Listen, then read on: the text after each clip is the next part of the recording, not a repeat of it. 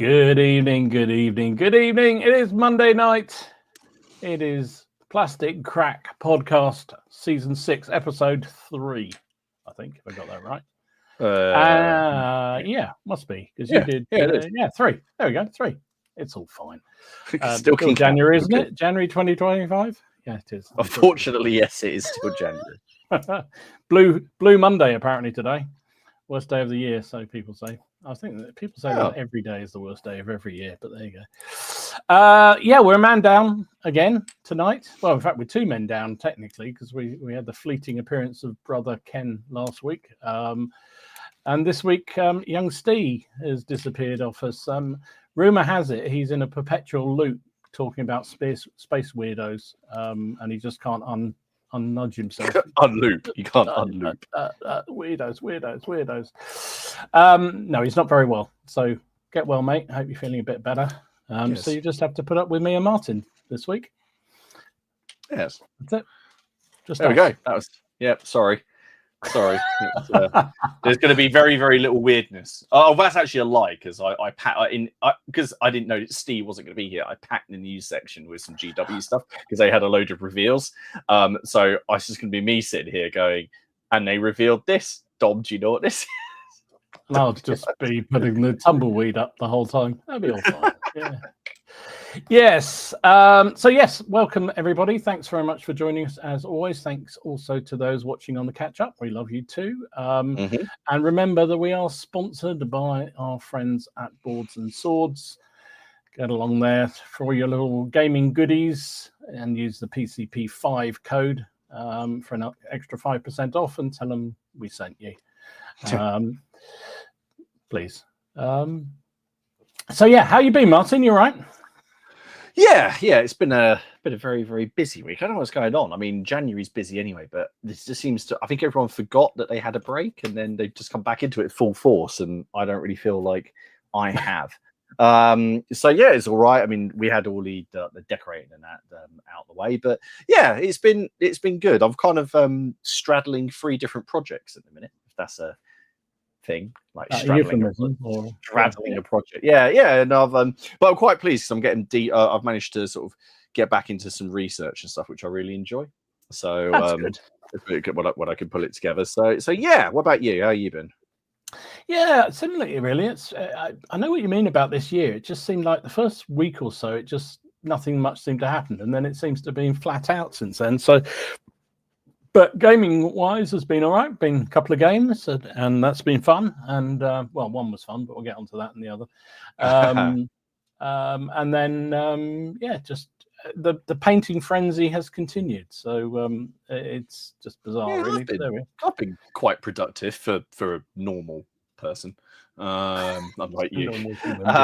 Yeah. No, I've been fairly productive, considering it's not even the end of January. Yeah, but I don't know if that's because I know coming up I'm going to be sort of have to like focus on other things as well. So I think I'm trying to just get it all in at once. But I've kind of finished one block of stuff. I've got another one I'm working on, and then over here I've got a pile of stuff just waiting. Oh yeah, animals. Oh no, 4 projects. I forgot about those. Just 4. Yeah, just straddling 4 different time periods at the minute. It's great. You need a bit of variety in your life. Exactly. Let's see who's in the chat tonight. I can see some more regulars there. So say hi if you're in the chat, even if you don't normally, because it'd be lovely to see a few new faces amongst all the old grizzards in there. So we've got Glendor here talking about grignards. We've got Don. He says it's evening all. It's minus 13C here in Ohio. Oof, wow. Oh, wow. At least it's a holiday.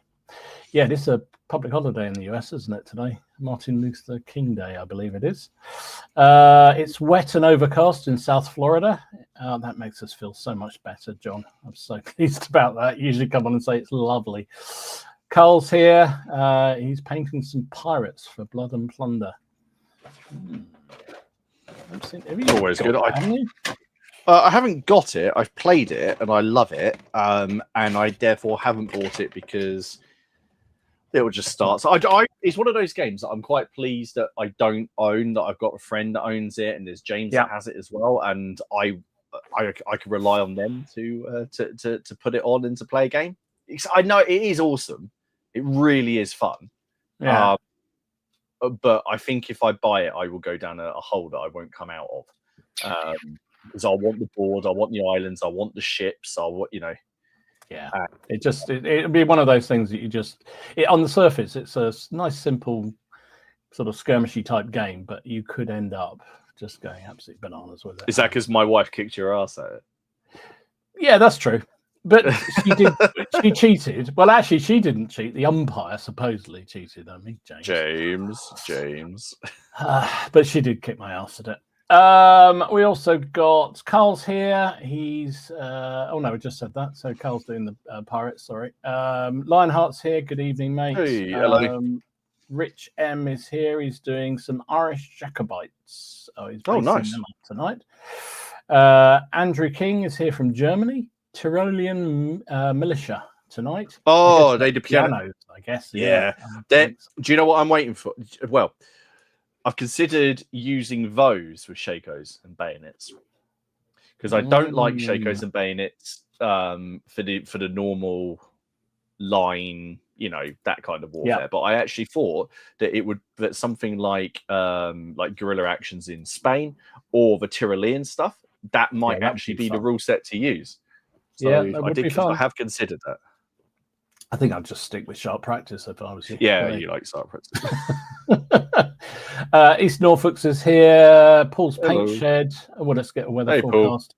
A dank and shadowy Mercia. Ooh. Wow, he's doing more horror minis. Well, that's probably why it's shadowy, mate. It's what you're painting. Steve Harbour's here. More Landschnicks from him. Nick Games, he's working on hordes of French and Russian Napoleonics. Hordes of French. Been watching your project, Nick. It's quite impressive. Well, it's fantastic, isn't it? Yeah, loving seeing that. Craig's here. It's coolish but sunny morning here in Tasmania. Adding tufts to a heap of painted epic Napoleonic French before getting ready for work. Yeah, I'd settle for coolish and I'd settle for sunny. It's just I haven't seen the sun for weeks. It's ridiculous. Well, it's just grim. But then remember that this is what 75% of last year was like. We didn't actually get unrainy weather until the end of June last year. It was bleak, very bleak. Alad's here. He's painting up 15mm British airborne support weapons tonight. Good. Nice, mate. Mortsick is here. All right, Jonas. Lazy Pirates here. He's doing late Roman cavalry. Good for you, mate. Mobile and hostile. He says he can't put it off any longer, so it's splinter camouflage on the bench for me. I think I'd put that off a bit longer if I was you. Yeah. I'm not going to lie. Yeah. That's brutal. Rich John is finishing some bolt action minis with an oil wash. Good stuff. Nice. Ooh. Nice. Oils. Neil's here. Oh, blimey. Bitty Spazlimlimlum. I can't even say that name. Hi, everyone. Greetings from Poland. Oh, nice to see you. I don't think we've seen your name before. I certainly don't recognize that name before, so welcome. Robin is here. Evening all Saxons tonight from multiple periods. Oh, yes. He's. What have you got him doing now? It's just stuff. He does like the S word. He does like a Saxon at the moment. He does. It did make me chuckle. I did a little survey for tonight on the Facebook page. By the way, if you're not members of the Facebook page, why not just join on the link down below? I did a little thing just to find out what people thought about historical games, and he put down an option. Is there an option for doing what I'm told to do? Did he know? It's not like he needs much convincing. To be fair, half the time I'll say something like, Have you heard about this period or this battle? And before I've written the next message, it would just be, this company does a range for it. Have you seen it? So yeah, it doesn't take protest too much, does he? Okay. Yes. Trevor's here. He says, evening from a hot and sunny Suffolk. Not. I was about to say which bit of Suffolk are you in? Suffolk in the subcontinent somewhere. Red Steph is doing 3D printed epic scale Brunswick. Very good for you. Serious Wargaming is here. He is from Ontario, Canada, where it's a balmy -15. Same as Ohio then. Painting Egyptian pulp era figs to stay warm. Gee whiz. Nice. That's one extreme. You look outside, it's blizzard going, and you're painting something from a desert. Lovely. Excellent. Digger Down Under, it's 7 a.m. Melbourne, Australia, painting epic ACW. Good man. I never really thought of us as a breakfast show. We're a breakfast show. Well, yeah, that's 2 or 3 people, isn't it? Breakfast show. Should we get? Yeah, like that. That's kind of cool. Richard is here. Breakfast evening crack. from a blooming cool Hull, painting War of the Roses liveried billman. I noticed that there's a lot of Wars of Roses painting going on. Good. Yeah, good man. Grand Prix goes here. Hello, mate. We've Mike Schubert is here. Greetings from a hot 23, 28 degrees and windy Western Cape, South Africa. Making good progress with epic Carthaginians, starting on my first Celtic warband. Very nice. I need to get going on my Halcy's epics. I've got so many other things have leapt ahead of the pile. Traj is here. Good evening, mate, or good day, mate, for you, I guess. He says, evening all, more Jacobites from him. We've got Duncan is here. Hello, mate. Good to see you. It's cold in Brum tonight, he says. Lynn is here. Afternoon, everyone. Very sunny and bright. 4 degrees C in South Mississippi. Preparing for 4 to 6 inches of snow tomorrow. Never snowed that much in my lifetime here. I'd get out there and get some priming done before the snow comes in, and then you're ready. That's what I would do. Ed James is here. Hello, mate. I don't think we've seen you before, so welcome. We've got old school FRP. Cardboard Fortress, love it.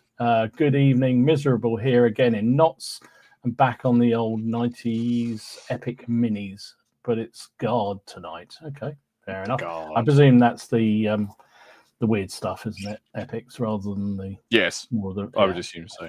I assume so. Ian Patterson, hello, mate. He's painting Vikings and watching the PCP on the big telly. Oh my goodness! I would have put my makeup on if I'd known. Marky Sparky, good evening, mate. History and Dice. It's cold and chilly from an upper Francia, working on Republican Romans, aka not proper Romans. Frank's Minis is here. Good evening, building some Atlantic Wargames Atlantic Renaissance heavy cavalry.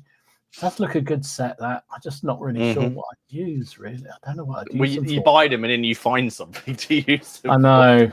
I don't know how many times it's been in my basket. I've stopped buying it. The real Stee is here. Oh my goodness. Well, at least we've got Asti. That's nice. We've got one Stee. By a Stee. That's good. We're one Stee up. Wargamer of Kent, hello mate, good to see you. Evening all, first time watching live, having found the podcast last week, painting some epic pike and shot cavalry. Welcome aboard. Welcome. We got Major Clanger, hi from West Yorkshire, and painting along with the 28mm War of the Roses, another War of the Roses, and Atlantic Peasants. I think both Martin and I are on the Peasants at the moment. I'm on some Peasants, but I'm kit bashing and cutting. I've got a scalpel, I've got my clippers, I've got some green stuff, I've got miniatures from 3 different manufacturers, and I'm seeing what falls out. That's the best way. Even I enjoy doing that with them. 999999999 Payton is here. Good evening. David is here. David's here. He says, hope everyone's keeping well. I'm stuck in Peterborough this week for work away. Oh dear. Oh, gives you cold shivers, doesn't it? Nathan's here. Hello, he's painting up winter Soviets tonight. Storm of Steel. Hi, Alex. How you doing, mate? Hey, haven't seen you for a while. He's not been on for a while, has he? I thought we'd upset what can we do? It's because Steve talking about Trench Crusade. That's what it was. Yeah, I did catch. Did you catch the Christmas, the Brews in the Vineyard thing with him and that? I don't. That was just an amazing 4 hours of just pure unmitigated rant, which was lovely. Just what you need, really, isn't it? Andrew is here. Good evening. Andy is also here. So got Andrew and Andy. Good. History and Dice is here. June is here. Good evening. All from the Toon. Hello. Good to see you. Oh my goodness, it's jumping. Stop. I'm just, Woot is here. Woot Hendrickson is here. Good evening, mate. Hey, dude. David Benton is here. He's literally on homemade clump foliage. What, sitting on it? Or what are you doing? I don't understand. Wilhelm is saying greetings from the Netherlands. It's below 0 here. It's bloody freezing everywhere, I think, at the moment. What else we got? Oh, White Stag Miniatures. Joseph is here. 28 Mil is here. Hello, mate. Don't think I've seen your name either before. And we got Unaccomplished Wargamer, who's another first timer. Good job. That's an excellent name. That can I just say that is a quality name. Unaccomplished. I like that very much. Read all these names when we come on, and I think, God, I should really do my name differently. I wish I'd changed it and had something different on my channel rather than, just everyone has better names. Historical Doppelganger is here. Good evening, fellas, he says. Good evening, mate. Dietrich is here. Hello from a frigid Baltimore.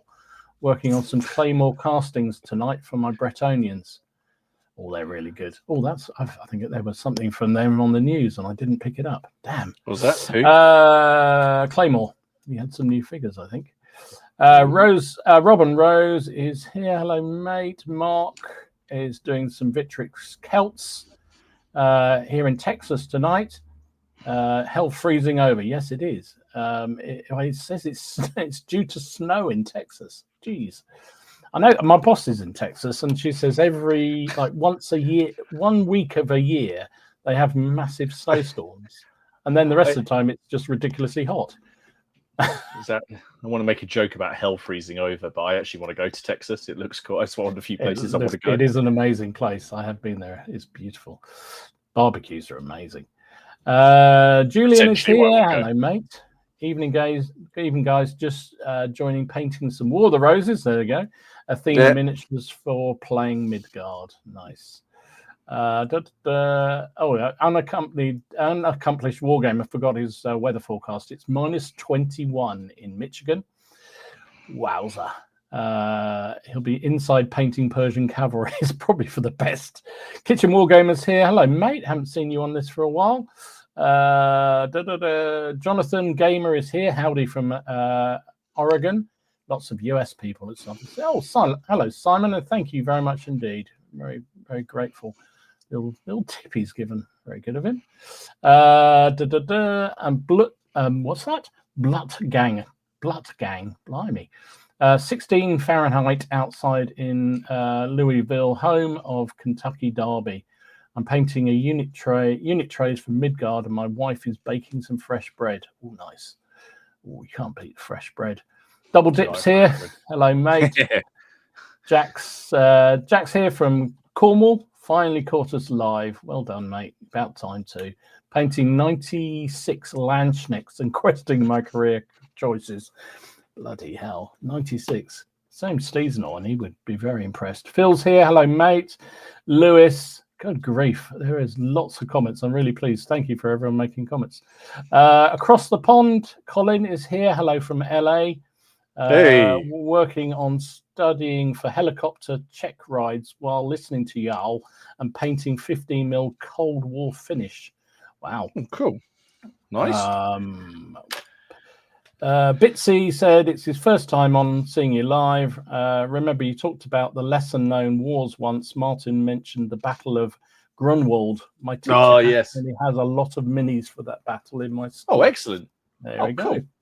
That's very cool. And Wargaming History, and we're at the bottom. Crikey, we managed to get all the way to the bottom without jumping. That is awesome. So tonight we are going to be talking about whether historical refights can be fun. So I'm really intrigued to see what people think about this. I did do a little poll, as I said, in the Facebook page, and there were some interesting results and also some interesting comments. So we'll go through those as well. But first of all, let's see what my esteemed colleague here has been painting this week and working on. What have you been up to? Like I said, I've been doing a lot of research. I've been jumping into the online archives and I've got quite a few videos on the go. Well, I don't know if you ever get that. I seem to have. Sometimes it'd just be, the one battle report I'm editing, and then all of a sudden there'll be 3 things that I'm working on at once, and you kind of feel like you're nowhere with any of them, and then all of a sudden you kind of, you get they all come together or something. They all come together, and so I'm working on that to do with the Wars of the Roses. But so the main thing I finished this week was I did another unit for the Great Northern War. Awesome. The Russians, because they're quite fun. Fairly easy to knock out. These ones are all charging. I had loads of them in the charging pose. So even with pikes and bayonets and leveled and going for it, and we've got some casualties. So yeah, these are awesome. What were the manufacturer again on those? Battlecat. They're Battlecat. They're STLs, but there's lots of companies that produce them if you want to buy them printed. Or I'm just sort of printing them off, and I bought some of their extra little kits to get theirs. Well, Robin picked up the casualties. I've picked up the officers in various poses and mixed them in. But yeah, so I quite like this at the front. So you got like the officer charging, and then there's the guy. You've got the pikes and the banner bearer as well, actually holding the banner at a bit of a jaunty angle. Do like a jaunty angle. So yeah, so that's the second unit of them done, which is fun. So I've got lovely. I really like those. Nice. I like the green and the red mixture. That is fantastic. Well, yeah, I mean it's the most. So I guess it's the most common uniform in the Russian army for that period. Once Peter the Great sort of westernizes it, modernizes it, and then so the army that beats the Swedes at Poltava is this is I would say 50% of them have got some kind of variation on the green and red. However, there are some who are like all in white, or there's some blue and green. There's blue and reds. So I'm going to do another unit in the green. And then I might, because I've also got I can't remember is it capus, the heads, or is it the headgear, like the cappy that dragoons wear. There's a whole regiment who wore white coats with red tunics, but they wore those dragoon hats. Cool! And they're all in white. So I'll use those because our knowledge on the Russian banners essentially comes from all the ones that the Swedes captured. But there's some that are based on the region, but the majority of them are all just variations of the same. So you get that blue. So they all carry the imperial crest there, the white one, the Tsar's crest. And then they all have just a color. And it's just this one has a blue one, this one has a red one, this one has a yellow one, this one has a purple one. They change up like all the time.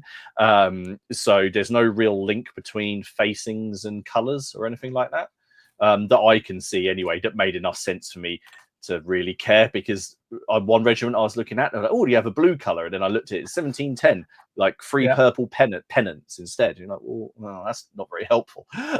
So I was like, no, I'll have the blues. So yeah, no, please, I think they're coming out well. I'm looking forward to playing it. So I think we're looking at using, I think I said already, so obviously we'll probably try black powder, but also Beneath the Lily Banners, which is coming in for its with its 4th edition this year, so I think we're looking at using that because they have a lovely supplement for the Great Northern War, and it's just, the more I read about it, it's so interesting. I think it's a bit like when you get your Bruce's in Ireland project, when you get your teeth into something, and you just keep on finding out all these bizarre things. And like I said, you could use your Ottomans, I think, quite easily and get away with them.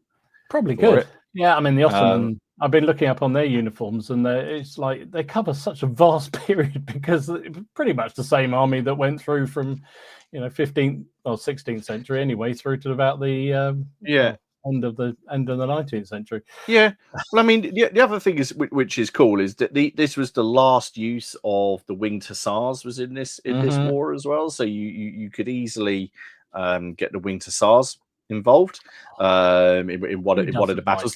I mean, they did get the snot kicked out of them. I'd just like to add, which is why they didn't get used anymore. But so I did those, which were great fun, and then I had a little bit of time, so I just knocked out another skirmish unit for Hail Caesar / Midgard for the Arthurians. Just by some I just had some bits and bobs lying around, so I put those together. I think there's a mix of the Dark Age Archer set or the Dark Age Skirmish set from Victrix and the late Roman set as well. Because you've got the Staff Sling in there as well. So yeah, that's good. So I've got I've got Ottomans fought the Polish in the Great. Ottomans fought loads of people in the Great Northern War. Yeah, they just yeah. They're awesome. I like that. I do like the one that's. I love that one with the sling. It's almost like he's weighing it up. He's thinking, rock to. I did that one. I've had him kicking around for ages. Victrix sent me the sprue for these when they released them, and just said, and I didn't even want a video. They just said, could I paint some up and put them? So I only painted up one of them. So I've had him just kicking around. So I just made the others. So he's been on there for a while, but. Yeah, he's weighing up his options, as it were. But yeah, so I've done those. The other thing I've been doing is been prepping. So this Saturday, for anyone who is in the area or free, I'm going to be down at Miniature Kingdoms, and we're doing a Hail Caesar demo day. So I'm going to be there. Robin is going to be there, and we're going to be playing Hail Caesar with the Carthaginian, all the the Hannibal stuff, all of the Punic Wars stuff. We're going to be having a game down there. I think Warlord may even have sent some bits and bobs to the store. So if anyone's in the area, or if they wants to take their other half shopping in Ely and wants to sort of escape, come down to Miniature Kingdoms, because we're going to be playing a game all day, and it's a lovely shop as well, and it's a nice city to visit. So yeah, we're going to be down there. I'll post this up in the group as well. But yeah, so just it's a chance to get an autograph from a recognised legend. Robin, exactly. From Robin, from Robin. Come and roll Robin's dice for him. And then the only other thing I was editing, so I got that battle report, that Wars of the Roses battle report out at last, which I've been sort of working off and on for. That's on my watch list, ready to go. I want to watch that. I haven't watched it yet. What about you? What have you been doing? What I've been up to. So, I mean, the painting frenzy has continued, I'm afraid, with a vengeance. So, I didn't show these last week, did I? No, you released the video the next day. Yeah, that's right. So, these are the War Games Atlantic foot sergeants that they're about to release. I think they're still on pre-order at the moment, due to go out in a matter of days, I believe. They kindly sent me a box of them, and so I did a video on it, so I won't go into it, but they were great fun to put together. Really enjoyed doing them.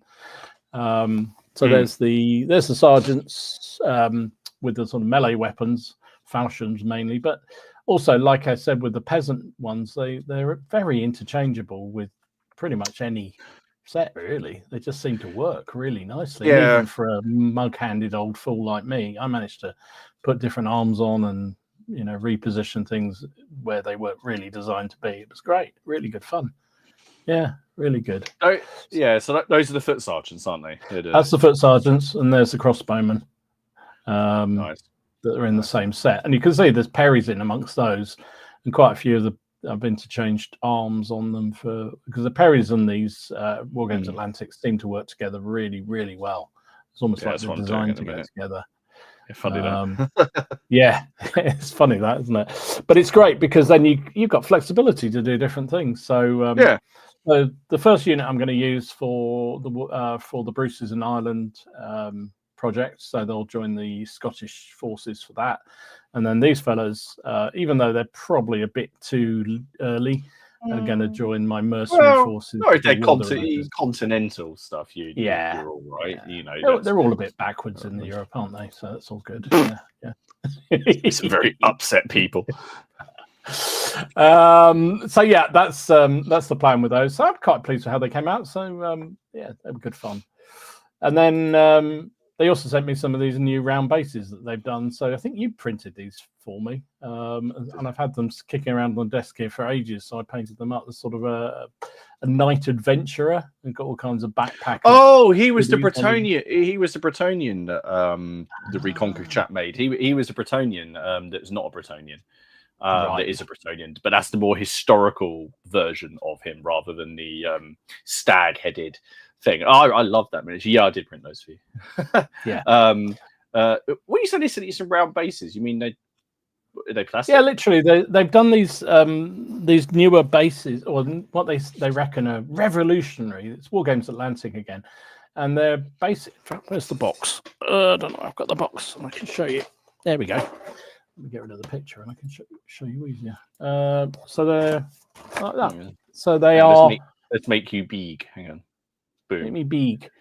They are basically they're designed that they're 250 mil bases, circular bases, but they've done them on one side with an indent. They're the same. They're the ones that you get with 0 to 100 hours. Yeah, same kind of exactly the same thing. So if you've got ones with bases, you can use the indented side, and if you've got figures without any base, you use the other side. And they both sides have got holes for magnets if that's what you want to use. So they work really nicely. So I just did those figures just to show how they work. So yeah, so I'm not sure when they're going up for sale, but they were in the box when they sent the figures over to me. So yeah, that was cool. That's nice. Always helpful. Yeah. And then I also showed this in the Facebook page, but I had some fun. I love that. Right, and that's a perfect example of how these guys can be used. So I do find it bizarre that those arrow bags are still only on the Light Horseman sprue. It is odd, isn't it?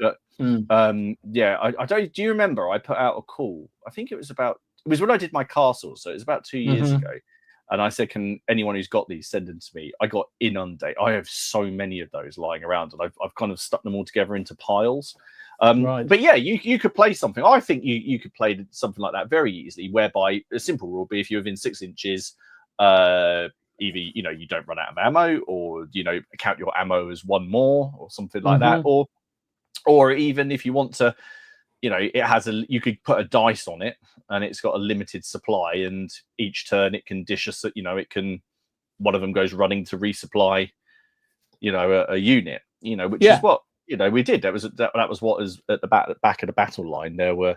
That's what I read in various histories. Exactly what they had. I think they had boys running the things, but I haven't got any little boys figures, so they'll have to do. But yeah, I just thought that was that wasn't an innuendo. I just thought that it was fun, and I was sitting one day just sort of fiddling around with the peasant kits, and I thought, you know what, I'm going to have a go. And then I remembered I had that cart. Which I had painted once, but I just repainted it.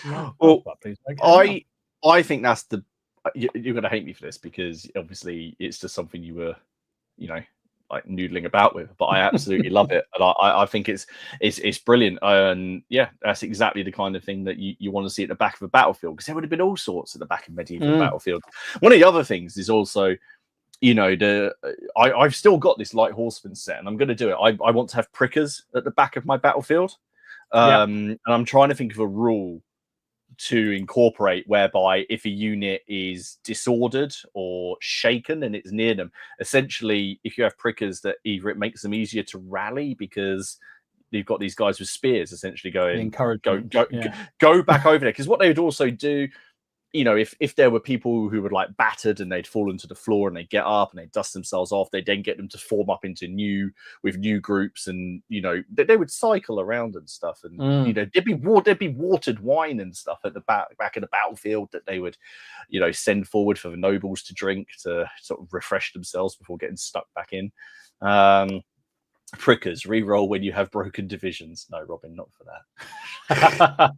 Not for that. Yeah, I think I like the idea of that. And actually, the prickers or scurriers have a bit of a role in the new supplement anyway, because there's that scouting function. They do. The only thing in the new supplement which I've got, I wouldn't say not got a problem with, but which I feel it is more game than period, is the rule whereby a whole division suddenly mounts up and chases people. Because so units of Bill suddenly become mounted men at arms. Other units become light horsemen. The horses would have been called forward, and the nobles would have gone to, and the men at arms would have got onto their horses, and the prickers would have just gone for it. But your average bowman, who you do have mounted archers, screws, but most of them are going to be left behind chasing or shooting arrows at the people who are fleeing.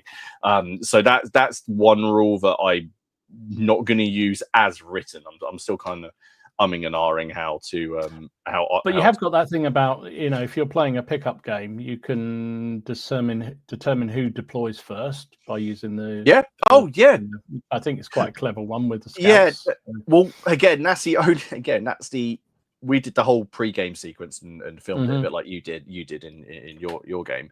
The other not I can't remember did you do it for Mortimer's Cross, the whole pre-game? No, because that was already set up, so we didn't. But the previous one, we skipped that because we were doing a historical what if scenario, and we already had sides because it was based on Edward coming from the north, and the battlefield is semi-historical, set up along the Great North Road. We skipped that stage because we were sitting there thinking, well, nothing is gonna.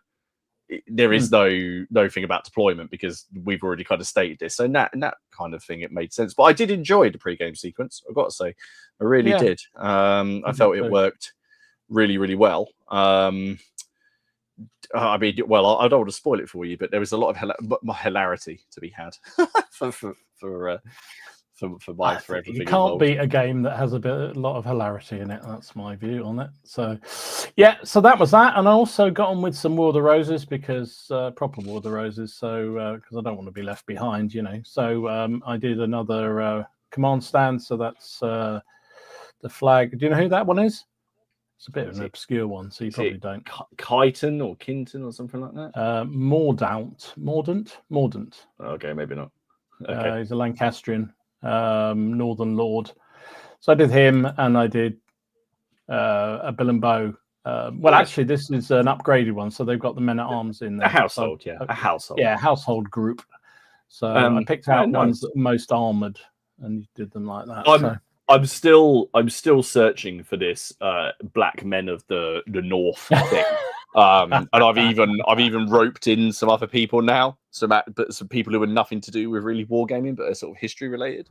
Well done. Yeah, he was a border lord. The black men and I'm fairly I really like your interpretation. I'm not doing it to prove you wrong. I'm doing it because I'm genuinely curious. Because I have a bit of an issue with that book that you've got. I'm not a big fan of that book. I looked at it to go and buy it, and then I saw. See, this is the pedant in me coming out for this period, isn't it? I saw I flipped to sort of a couple of pages. I was like, well, that's wrong. And then went to the next page. I was like, well, it is not, and it's not even a matter of opinion. It was just like, well, that's just wrong. So I'm not going to buy it. And I haven't found that, like you, I haven't found that reference anywhere else. I love your interpretation and I think it's brilliant, but I really want to know what it is now. I really want to know where that information has come from. And I think it's, my opinion is, I feel if it's a quote from a chronicler, then it's a comment on, those black men of the North, as in, those horrible, as in people evil, naughty people. Yeah. Well, they did the same thing when sorry, we're off on one, or I'm off on one. When Margaret of Anjou came down from and sacked St Albans and did all of that, the Yorkists had this really big sort of like propaganda push afterwards, like saying, oh, they were raiding Scots and pillaging people and and all this kind of thing. And there isn't actually really that much evidence. We talked about this before for Scots there, and they talk about these horrible Northerners. They're basically referring to the Earl of Northumberland and the people from there. So I my personal feelings, it's going to be something to do with that. But what I would love is if it turns out to be what you and there's these black armored guys. I mean, there's absolutely no reason, but that's the fun thing, isn't it? You get these little little thing. It's like the same Just reason little my first nuggets, crusade. isn't it? Where I got a bunch of cannibals and a guy armed with a scythe on horseback. Why? Because someone mentioned there might be. I think I mean, for me, that's the beauty of doing these sort of projects, is just those little snippets you pick up on, and nobody can say you're wrong, because it's just an interpretation. Well, they can if they find out there's definitely no evidence for it. But yeah, I just love it. I love that. Yeah, no, very cool. So I also headed off into doing some more Ottomans. So these are a colourful bunch. Wow. It's a bunch of irregulars. They're awesome. Yeah, but they're amazing. They look so cool. I like all the flags. Yeah, I've got to work on them a bit, I think, but they're they were fun. Actually, I really enjoyed doing them. I was just, when you're doing things and it's so different to what you normally do, lots and lots of colours, and I was thinking, this is too colourful. And then I put them on the bases and stuck them out, and I thought, you know what, I'm really pleased I did all that colour, because they look really fun. So the whole army is going to be so bright. It's ridiculous. Oh, that's fantastic. Absolutely. That's 2 units down from the Ottomans, which is they've only taken me, I don't know, about 6 to 9 months to even get going. So I'm quite pleased to get them underway. But now I'm in that frenzy of where sort of not frenzy, but I'm now in that mode. I want to get them done. So I'm not even sure how I'm going to use them. But now I'm thinking about the rules I'm going to build, because there's no real army list for Ottomans in the Napoleonic period. Tim, Napoleonic Wargamer, did a sort of supplement, but he sort of left half of it out. There's not even any artillery in his supplement, and that was kind of crucial for black powder specifically. Yeah, for black powder. Yeah. So. I mean, the thing is, the black powder Napoleonic armies don't have huge stat blocks, do they? They're not. So I guess it wouldn't be too hard. Could you use? Was there not one in the first edition rulebook? Was there not? I've never had the first edition rulebook, so I don't know. I took mine in the shed. It'd be interesting though. I mean, it wouldn't take too much. I guess the thing is, you'd find a template and then work for that. Yeah. What I'm thinking is, I picked up a book. I can't remember what it's called now, but it's basically somebody's written a book about how to wargame the period, the army, and it's not for black powder. I don't know what. I can't remember what the rule system is there for, but he kind of at one point talks about, if you were going to play with the Ottomans, this regiment is sort of like a Neapolitan line regiment, and so you can sort of see the variation. Okay. So I might tinker with that. I also did see something about. I've been reading all these books about the Ottomans, and they had some really interesting sort of tacticians, but it's also getting it right, because you don't want to have, I've read another book about them where they were talking about how brilliant the cavalry were, but then if you read the histories, they virtually never won any battles at all. But it was true, most of even the Russians were quite scared of their cavalry, but more because there were so many of them. So I don't know. Wargaming History said he has a list and he'll send it to you. Oh, cool. Oh, if you can, send it to me, please. I'd love to have it. Thank you. I'm just collecting everything I can. Oh, and General de Brigade, does he? Okay, that has it. Okay, I might try and get hold of that then. Thank you for that. Thank you for the suggestions. And Craig says, Perry's have a list for their Valor and Fortitudes. Or do they? I don't know, mate. Don't know. I mean, they're their figures, so it's entirely possible. Have you played that yet? No, I still haven't. I keep meaning to. I will get a game. But the problem is you're the same. There's so many things you want to play, and it's just the thought of launching into a new system again. It's like, I'm quite happy with Black Powder. It works. Yeah, I know what you mean. It gives a good game. So I'm just thinking, do I really want to embrace something new?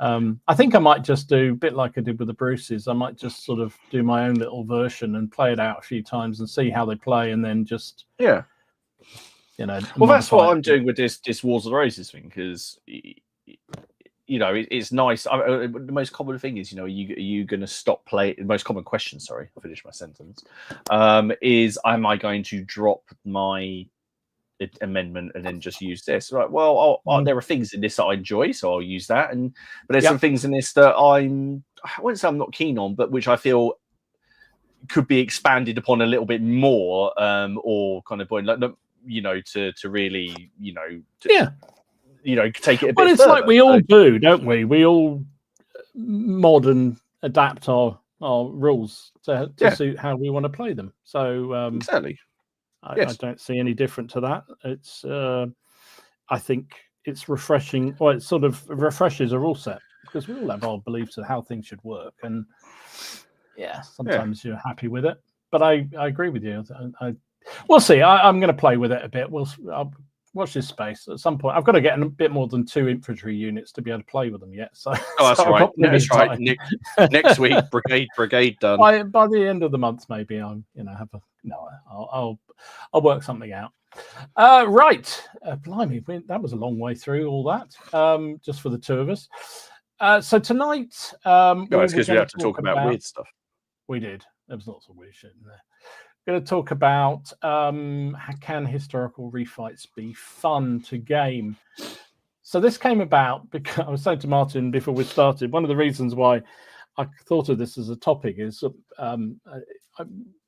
down the club we decided we were going to have a go with the new War of the Roses supplement and play the Mortimer's Cross refight game.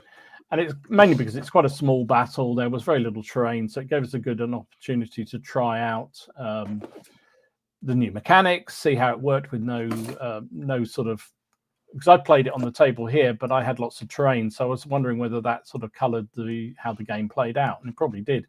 So we played it out, and both Paul and I, who were on the Lancastrian side, looked at ourselves and said, we haven't got a cat in hell's chance. And you start thinking, well, is it actually going to be that much fun to play a game where you just know that you haven't got a cat in hell's chance, because it is a historic refight. Now, as it turned out, it was great fun. We really enjoyed it, and we came within a gnat's whisker of just about breaking the Orcus, but didn't. It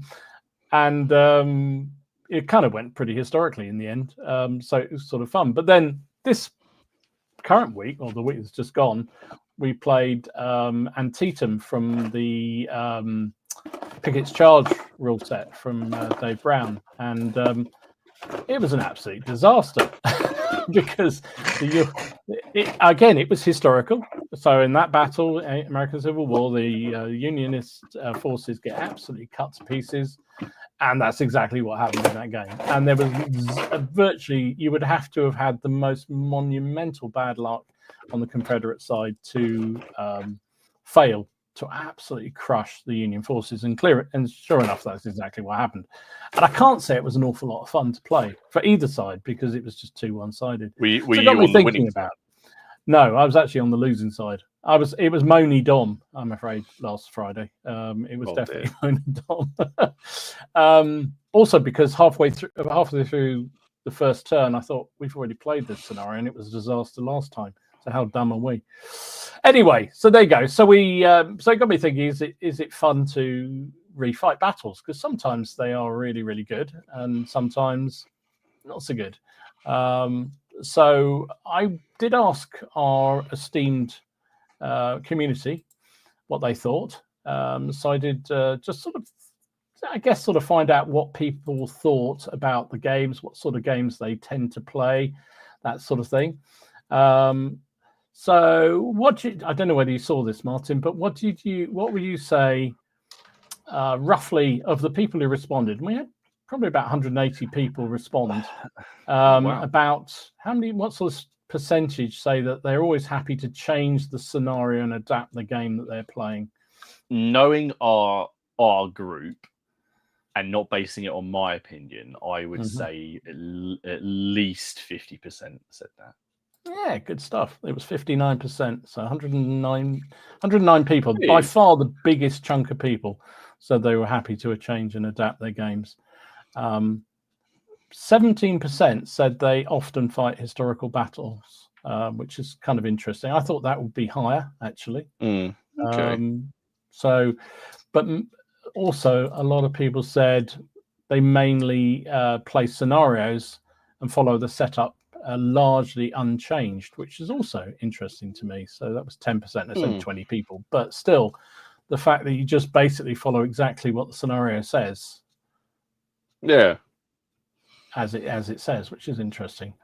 I think you'll probably want to throw these people out, but the three people said they only do competition or points. So that was me.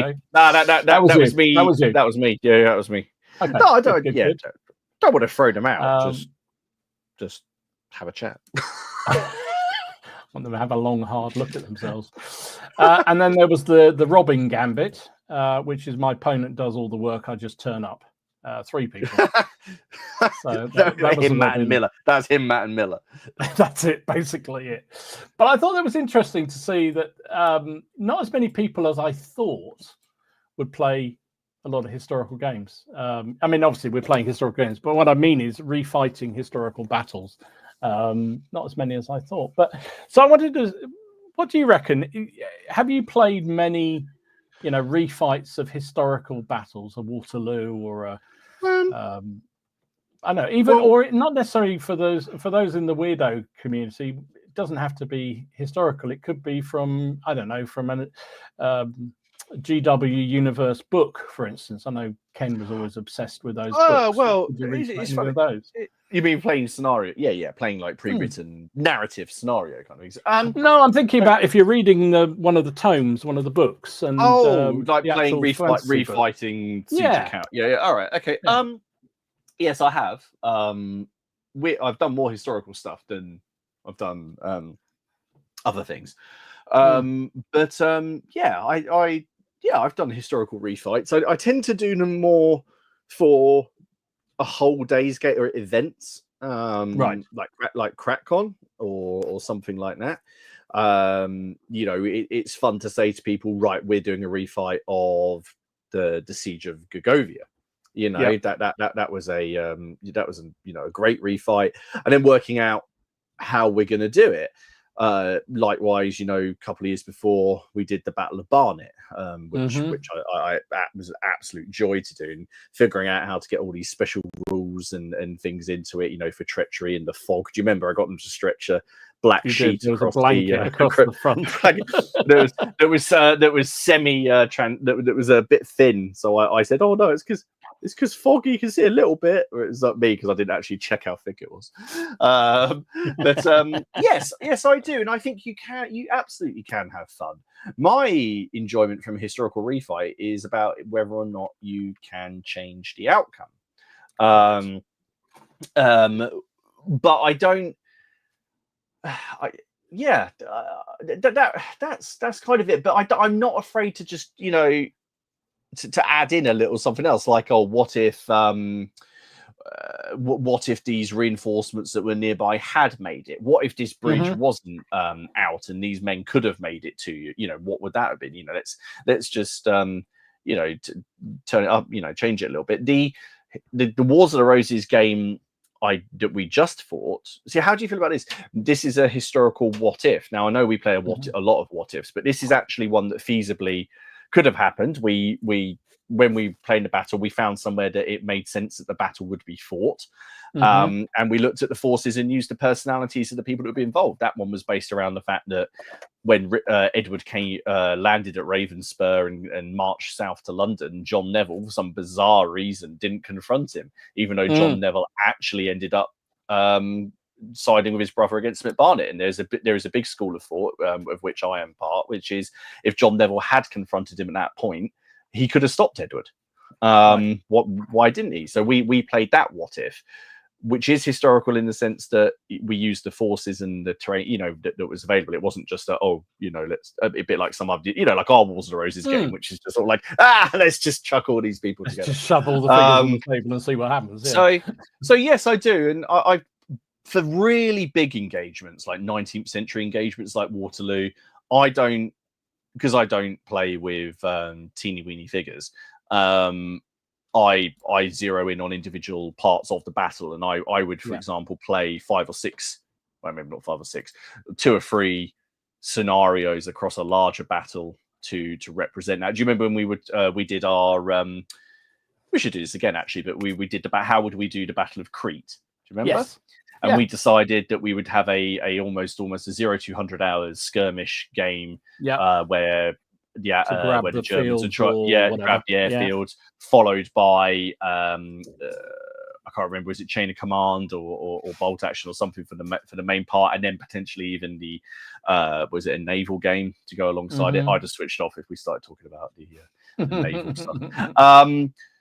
So yeah, I absolutely think it can be fun, but I also feel you've got to be open to things changing. So when I put on the historical games at CrackCon, like you did, you got to let people have a bit of a laugh and change things up a little bit, and if someone wants to do, so I don't tend to force people.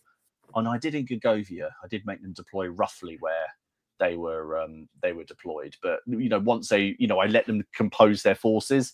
I said they would have been, you've got this many options, you have to have at least this many legionaries, but if you want some some supporting units from that, and that kind of thing was fun. So you got to allow them just a little bit of freedom, I feel, because otherwise it's just sort of a reenactment at that point. I was going to say, because then it becomes, at what point does it become a refight if you are allowing a what if or a variation? Because strictly speaking, if you're doing a refight, you're kind of just doing pretty much, as I know history changes and we don't know every detail about everything, but we're doing what our best guess is of how the battle was laid out, the forces involved, which doesn't necessarily always make it equal or fun for both sides.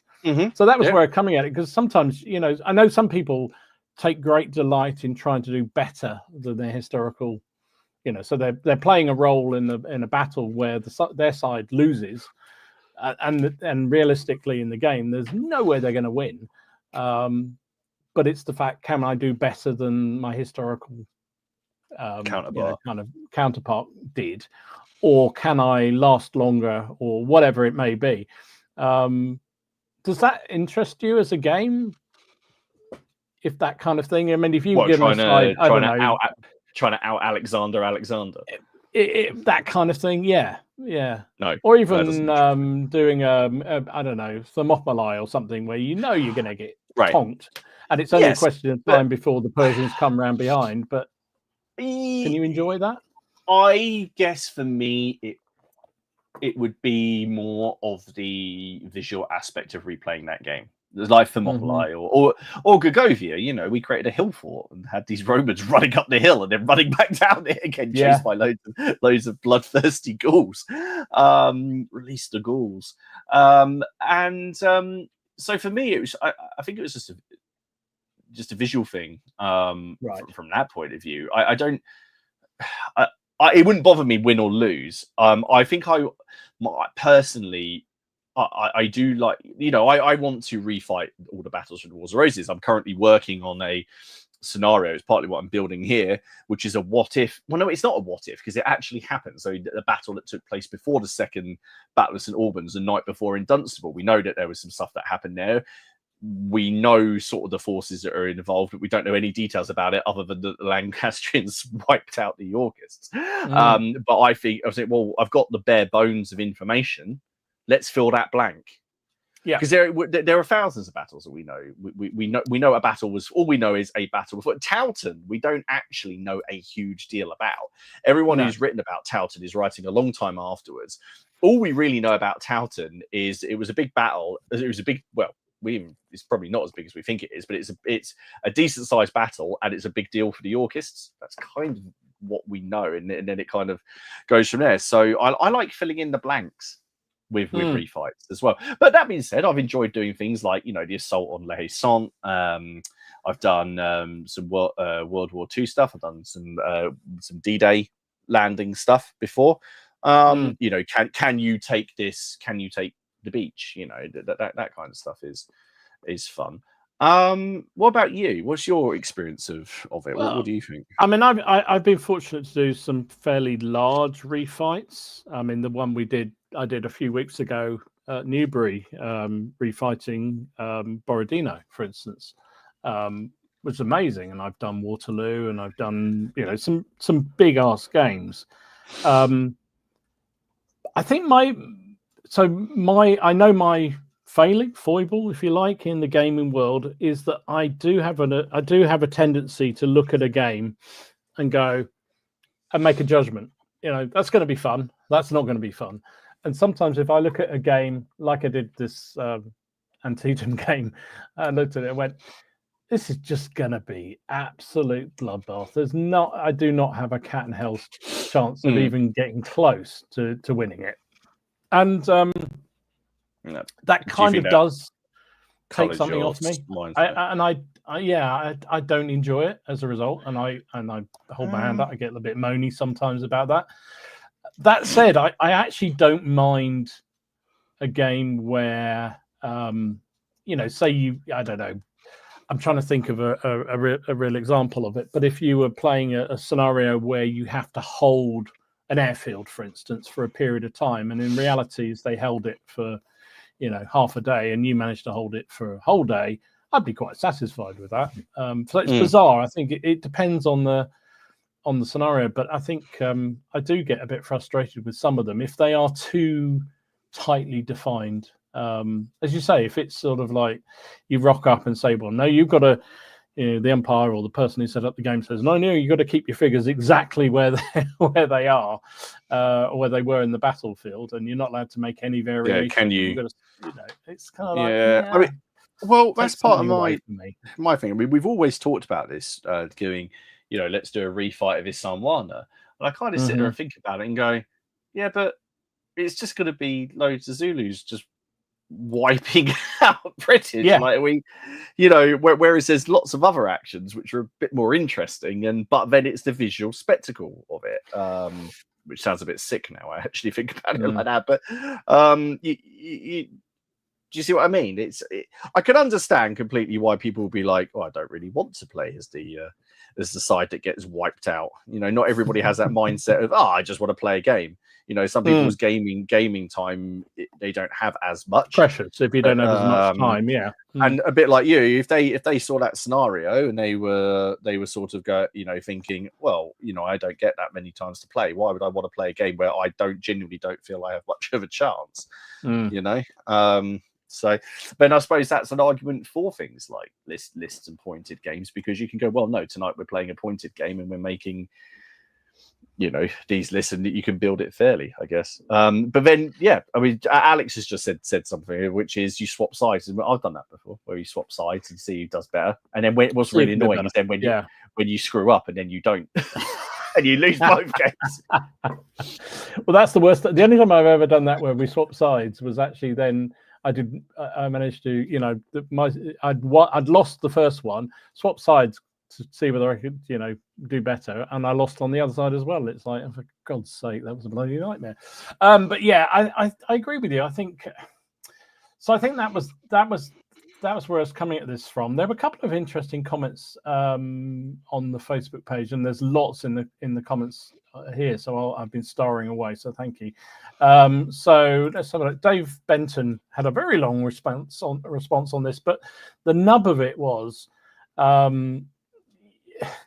it's the core of the hobby. If you're a historical gamer, then refighting battles is kind of what gets you excited. It should do if you're into it. So the thought of playing refighting Waterloo, if you're a historical Napoleonic gamer, should be the thing. But then again, there's variation within that. That how do you, can you play bits of it? Can you play a what if, like you said? What if Grouchy had arrived at Waterloo? That kind of stuff. Which I see, right? But sorry to interrupt, and we've talked about this a little bit before. One of the great things about wargaming, doing the research, is the little stories that you find. So when you break a big battle down to things like Hougoumont, Le Haisson, or the assault on the ridge at the end, or Plaquenot, something like that. I enjoy those little set pieces, those things which when you're playing on the grand scale, you don't get, because you are doing that god's eye view. I'm Napoleon.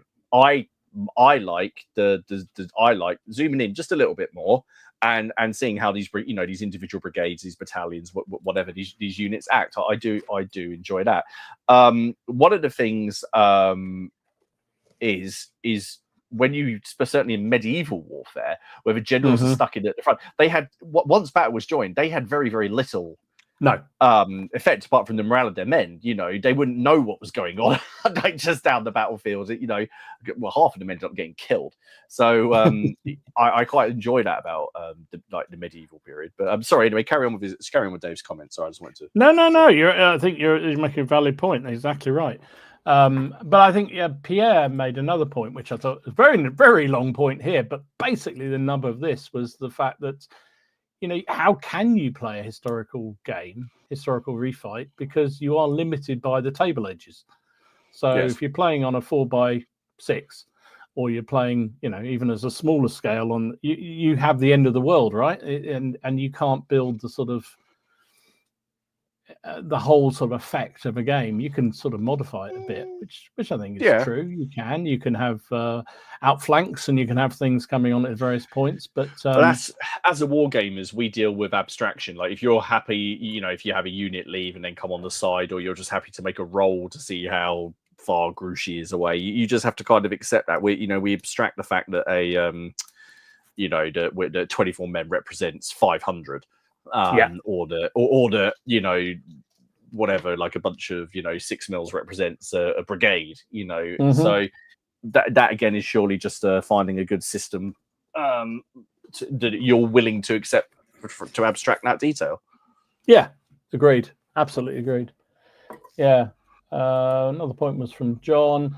He said, I get to play a lot of historical scenarios. One of our club members is very good at doing the research, and sounds familiar, getting the maps, and has tons of stuff in his collection. So he's done lots of historical battles. Sometimes they work great. Sometimes they bog down and don't play as great as a greater game. Pure historical needs a bit of editing to make it a game. And I think that's my point more than anything else on this is, what point does historical transition into game ability, fun for the participations? I think the games you put on that you talked about just now from CrackCon, you balanced, so it was fun for all participations, but it was clearly set in that period. Yeah. I mean, it also had to be fun for the person running it. I wanted to, I wanted to have a bit. Have a bit. You wait till this year. You wait until this year. So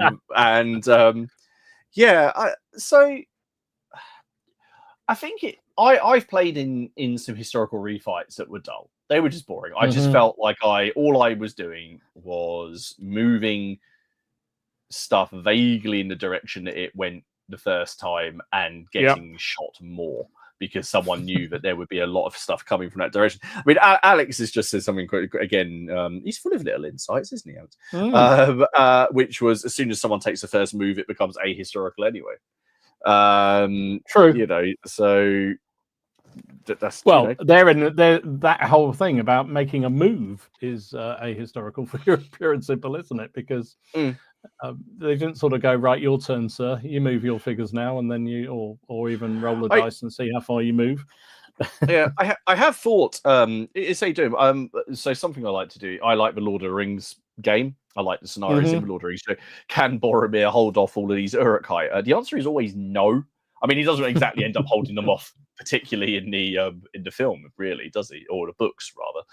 In the end, to get shot. But when I tried it, he didn't even get a look in. I think he even slipped over in my one. I think that was like he just slipped and fell. So I just trying to depends think. Depends your definition of holding them up. I mean, if you mean being a human pincushion, the orcs had to take a lot of time to get their arrows back. Yeah, exactly. And they did. I do like a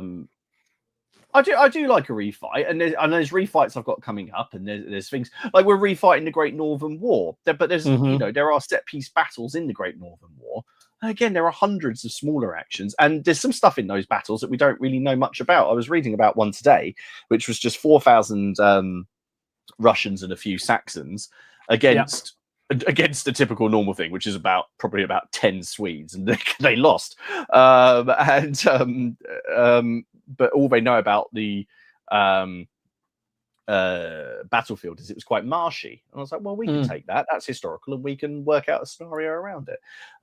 Martin, too true. Boromir died in 4 out of 5 of my games at CrackCon. Poor Boromir. Poor Boromir. Yeah, but then I always want people to have fun. That would be the main thing. Yeah. A war game. Well, that's kind of where I'm coming at this as a topic, because I think, well, kind of where does, if you're doing a pure historical, I mean, actually, David Benton makes a good point. He says some pickup games, balanced games, can be dull and bogging down as well, and it's true. Absolutely true. You can just because it's balanced, actually, sometimes can be worse still. But I think if you go into a game and you're thinking, God, this is going to be really tedious, that's not going to be much fun, is it? But I think if you're, and the reality is a lot of historical battles were not balanced. They were not equal. And I have no problem with that. So, we don't play with really balanced forces, like with balanced forces. You'll see, we essentially say, look, let's say each commander starts with this many units, and then we'll muck around with them a bit and see what happens. Or, when we're doing our campaign, we have a system for playing unbalanced games. And actually, until I know we keep going on, that new War of the Roses system with the way the muster works and the favors, not to spoil anything for you, one of their units buggered off before the game and joined mine. So I ended up with, with one of my units. So, well, it didn't actually say that it joined mine. They rolled the thing that someone deserted, and I rolled the thing that I gained extra. So we just said it was that unit, and it had come over, which was a laugh because I used it in there. It was in their colours, so I just moved it over to our table edge. So I like that, and I think there's a lot of systems, but I think it also you've got to be willing to accept those things. Do you see what I mean? Like because there are some bizarre things in some of these games that can occur, and you've got to be, you've got to take it if it happens to you. So I think so too. Yeah. Let's have a look at some of the comments people have put in. So Nordic Maelstrom says historical refights are a lot of fun. Doubly so if you're very interested in the particular history, battle, or campaign. Link to the video, so not sure we talked about it yet. We're getting on to it, mate. I don't recognize your name, so welcome. I mean, I think, but again, so I think a couple of people have talked about this already in comments and what have you. Sometimes, a bit of knowledge is a dangerous thing in a game, right?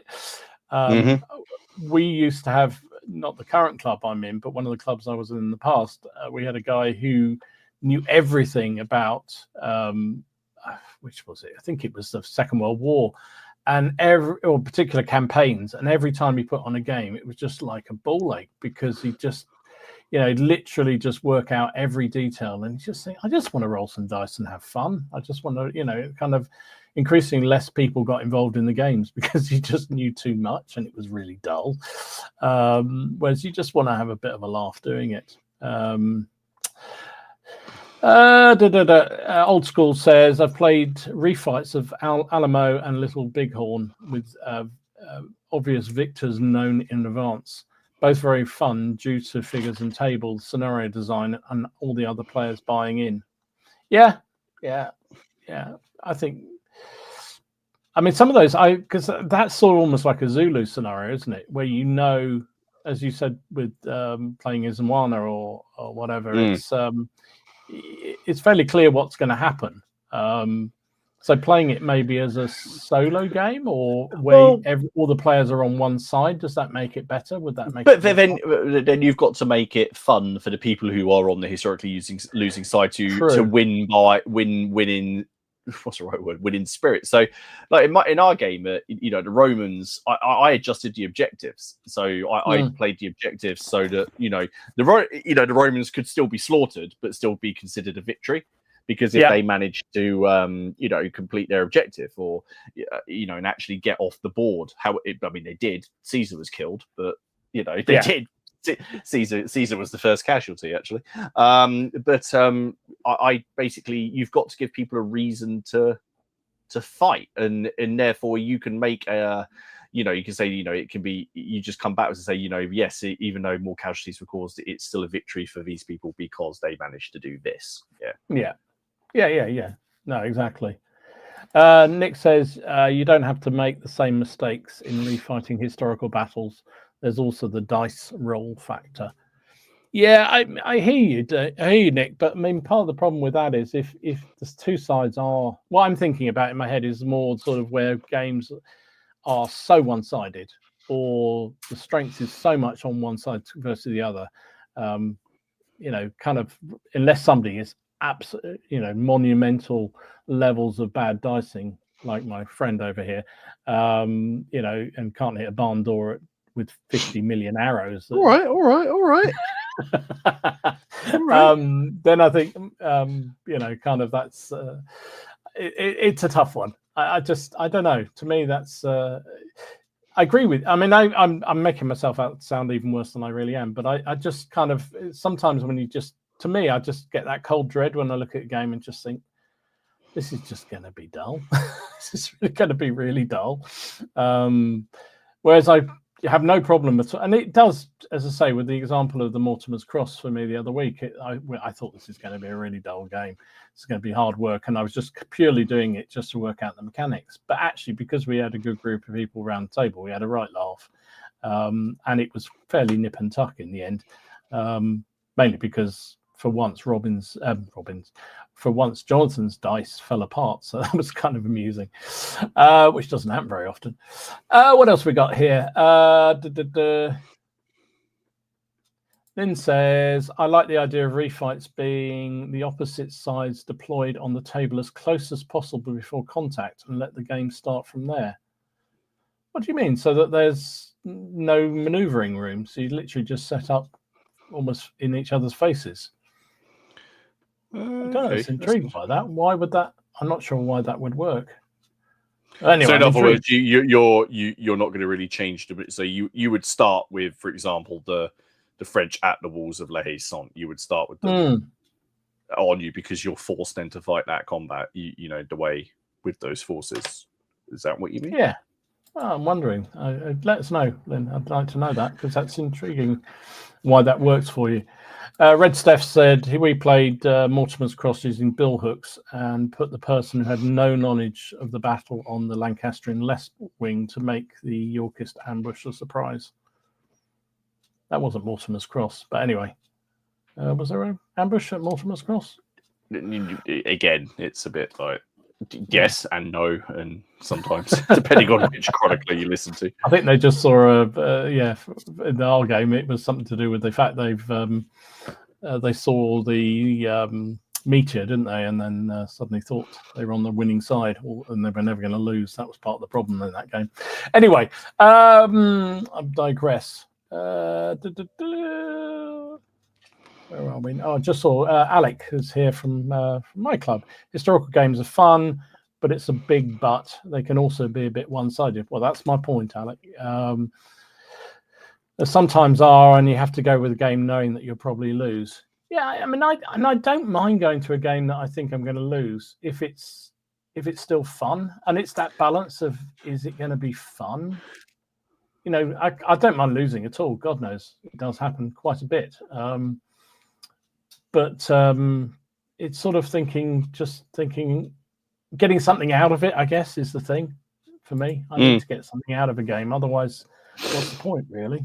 I don't know. For me, and then it just becomes laying out figures and looking at pretty figures, which I do like as well. So that's absolutely fine. So yeah. What else we got? I did write some questions about. I think we covered most of them off. So I mean, I guess the broad thing is: do you in the chat, and also you, Martin, care if a game is fair? No, so I don't give it. No. I know you don't. I knew the answer to that one. So what if? So what about you? Do you get frustrated, or do you feel happy where you're playing a scenario, a battle, and suddenly somebody springs something which completely turns the game on its head, and you have to change everything. Do you like that sort of thing, or is that just frustrating? It depends on how it's come about. If it's come about because they've chosen to keep something in reserve and then they deploy it and do that. If it's because they've got a card that they were dealt earlier in the game and they've held on to it for that specific moment, no. If it's because in the book it says on turn 5 a comet crashes to the battlefield and little green men come out. No. I find that's quite a hard one, actually. No, as long as it makes sense within the confines of the period or the battle that you're playing, because there's loads of things that happened in various battles that suddenly tipped the balance in from the ancient period to the medieval ACW Napoleon. There's all these things that suddenly occurred that did cause things. Suddenly there was a fog. Suddenly, it was raised. Suddenly there was a bloody great Parhelion, and everyone thought, thought that God had ordained them, and all sorts of things. So it doesn't care. I don't care as long as it makes sense in the context of the period and the game that we're playing. Right. I can't really think of something. I'm trying to think of something that would really annoy me. Have you got something that would annoy you? And I could use that. Well, I mean, yeah, quite a bit really. But in terms of the game, probably not. No, I'm thinking about. It's almost like I'm thinking about. So there was a guy I used to game with who I didn't game with very often because I think, as Robin said, you gravitate to people that you like gaming with, who have a similar outlook on it. But there was a guy I used to game with who was used to do a lot of role-playing games and GMing, and he couldn't resist interfering in a game. So you'd be playing a game and one side was winning or whatever, and then he throws some spanner in the work just to try and balance it up or to change the game around. And that used to infuriate me, because, as you say, if it was a historical scenario and suddenly an ambush appears or an outflanker, and it was already planned for in the game and it was already ready, but just making something up on the fly somehow, to me, just I find difficult. Okay. I haven't that really sort of thing, I think I haven't really had that. No, not really. Like I say, as long as it makes sense in the context of the war game that you're playing. I mean, a good example is the game of the Ruckus that we played, and my bloody bowstrings kept on snapping at the most inopportune moments. Bear in mind, I still couldn't hit a bloody thing anyway. Though they made sense. To me, it made a narrative sense, because I like narrative games. I like that whole feel of things. So that didn't particularly bother me. I'm really struggling to think of something that annoys. Mainly, it's when I play balanced, crunchy list games, and then I find out they've got some ability which someone has deemed it's worth a certain number of points, and they play some ability that absolutely flattens me. I don't know. I think, what was it in Warhammer? There was a spell. Was it Purple Sun of Doom or something like that, which sounds like one of Steve's beers. It does. And essentially, this purple sun appears on the board and rolls across your army, and essentially, each of your units took 2d6 hits and strength 10 hits or something like that. And he's like, okay, well, I didn't know that was I didn't know that was a thing. So I find it a bit more. I find it harder in those kind of pointed games where there's this arbitrary value placed on things. Now, obviously, that's probably my fault for not being a better list builder. Saga, I guess, sometimes could be frustrating when someone pulls off because everyone on their battle board has got that one ability that will the one that will just annihilate you. But that's through their good management of their resources. So. I think it'd have to be something pretty like something that wipes out half my army in one go for me to actually sort of have a paddy about it. I think. And I think I'm maybe making myself sound worse than I am on this at all, because I don't really get that knocked about things. He's not an ogre. He's not an ogre, guys. I'm not that bad, honestly. But no, I think the thing is when it is. So I guess, again, I'm just thinking on the other side is thinking, well, So I get frustrated by that kind of stuff, and I do get frustrated by that. But is it any different to getting frustrated by your dice just being absolutely shite, or your opponent's dice being absolutely monumentally great? And you just, because we've all had those games, right, where you're playing a game and you're actually playing quite well, and you're doing okay, and your opponent just has a roll of dice that just blows you away every single time. Every single game. Every single game, Dom. Every single game. Doesn't have to just be Robin. I'm not just picking on him. It could be, like Haley. I'm always amazed how you don't seem to lose heart with that. It would drive me insane. Should I be really just it's just about the game, Dom. It's just about the game. No, it's just a game, just a gamer. No, I think again, I'm very lucky because I have a group of people, quite a lot of people now that I play with actually, and we're all very like-minded, and we just want to have a good game. And I don't mind it where I quite like it where, again, still spoiler for you, but I had Edward at one point, and they got out of it. They get out of it in this battle, and that was through partly luck, but he was a lucky son of a bitch, and that didn't bother me so much. It was just the way the battle worked out. If it had occurred because of some, I don't know, game, like some external mechanic, if you like, in the game, like, every time Edward goes down to one wound, you roll, and otherwise he eats a sausage, and like Popeye, he becomes better. That would frustrate me. I was just trying to, they frustrated me more in, and I'm not having a go here. They frustrated me more in fantasy and sci-fi games, where my army wouldn't have been, say, recently updated, and another army has been recently updated, and therefore I kind of feel like I'm at a disadvantage. But again, looking back on that now, if I was playing those games now, I would just update it myself. Yeah. And I think part of it, I'm thinking more about this now, but I think part of my problem with this, and I'm sure, I'm very lucky. I generally get at least one game a week down the club. But even then, I almost begrudge it if it's been a really shit game. Because I think that's my Friday night when I go down the club and I have a laugh with the boys and I play and I roll some dice and we talk shit around the table and we have a good game, is what I look forward to. And if I come back and it's, if Elaine's still awake when I come home and she says, "Did you have a nice good night?" And I go, "No, it was a really shit game." And it really... Is that where the conversation ends? I just ask. Pretty much. Because that's as much as she understands.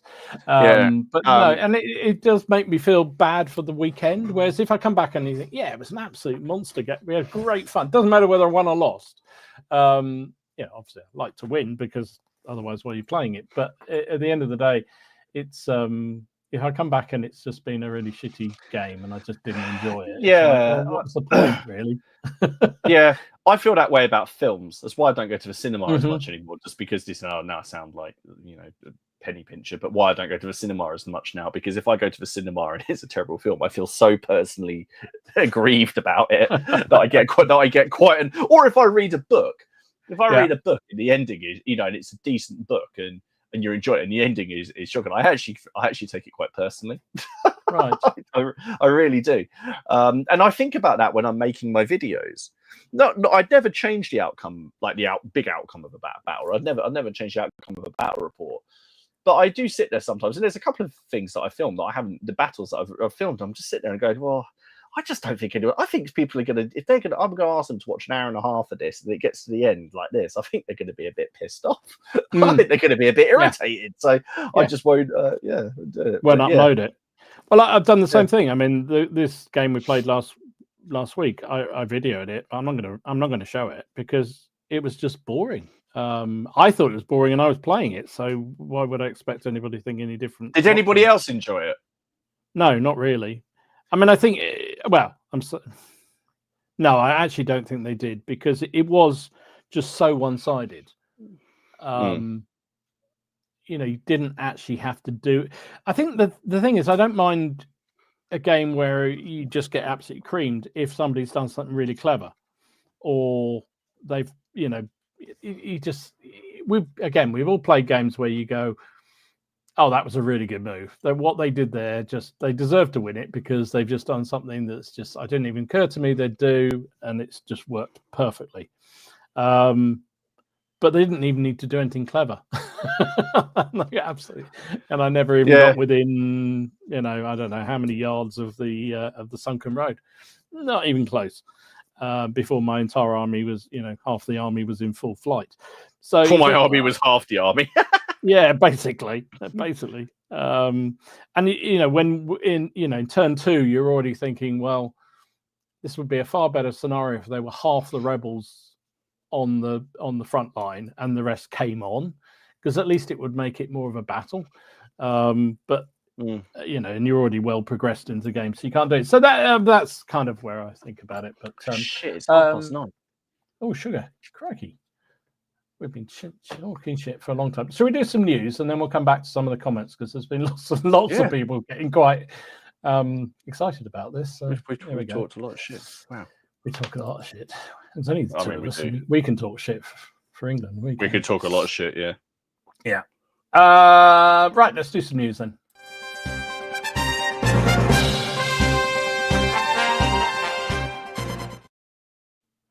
Right, this is a bit where I shut down and stop listening, isn't it? Okay. Well, no, I'll get your opinion on miniatures, but there's a couple of things that I was actually, all right, one thing that I was actually that I quite like, but I'll go for it. So first of all, so all of my news bar one thing is GW. Okay. So the one thing is Star Wars Legion's getting some more releases. This is the ARF troopers, which have another Jedi in them. I didn't realize it had a bit of a rebrand and everything. I thought Legion was dead, personally, because I thought that other game, Shatterpoint, had come out. The one we saw with the giant miniatures that look very pretty. I'm pleased to see because it is a game that I enjoy. I think it's a good game, Star Wars Legion. I do like it, and I like the miniatures as well. I think they're really good, apart from that tank that had 200 pieces to put together, which nearly ended. So anyway, for those of you who are interested in Star Wars Legion or the miniatures and go and check it out. It feels like it's sort of small but very keen following, sort of very I think that was it was just I thought that was good, because I'm glad, because it was out before that Shatterpoint game, and I like it, so I didn't want to see it just go to waste. Right, GW. So for those people who like the old world, the High Elves are back. So this is the re-release of their old plastic kits. This is the battle host you can get with the White Lion chariot. I remember playing in Warhammer World against them with one of those, and they bless them. It's such a bit. Basically, they refused to put it on the base. Always base your chariot. And the lions just kept on flopping over, and it was just so frustrating the whole game. That was a tournament kind of thingy, but so they're out. There's a whole host of new characters that are coming. I don't know what the release date for these is. If you go over and have a look at Stu Mac's channel, if you go and have a look at Miniature Realms, he's very much into the GW stuff. I believe they all are over it. Well, they've seen the light. They're actually sending him some bits and bobs to review and give. Oh, really? Yeah, it's good, because he's done a lot for the old world. Go and check that out. Right. For him. Okay, this is where I think I'm going to lose you, Dom. So for those people who care, now there are some people out there that one of the big reveals recently is that the Emperor's Children have their new release, because they showed that there was a new Fulgrim model, new Demon Primarch on the way. So everyone knew that the Emperor's Children were going to be on the way, and it's been something that's been long awaited. And they released them. Now, I have mixed feelings about these. There are some that I like, and there are some that I absolutely detest. Let's start off with what I like. This is the new model for Lucius the Eternal. I don't know really what there is a lot to say about this. I like it. I like it. It's a whippy model. Tactical Rock, as ever. Someone pointed out that's the first new Iron Hands Space Marine model that's been released in the wild, which is actually the carcass that he's treading on, which I thought was quite funny. Nice looking model. Then we get on to the rest of the releases for the Emperor's Children. I'm not sure about these. I like these. These are their new Cacophony, the new Noise Marines. I quite like those. I think those look quite cool. Maybe it's just the paint scheme that they've gone for. I don't know. There doesn't seem to be as much of the sort of flapping skin and like bits of people on them like I've used to. So I don't know if that's just they're sanitizing it a little bit, which I suppose is understandable.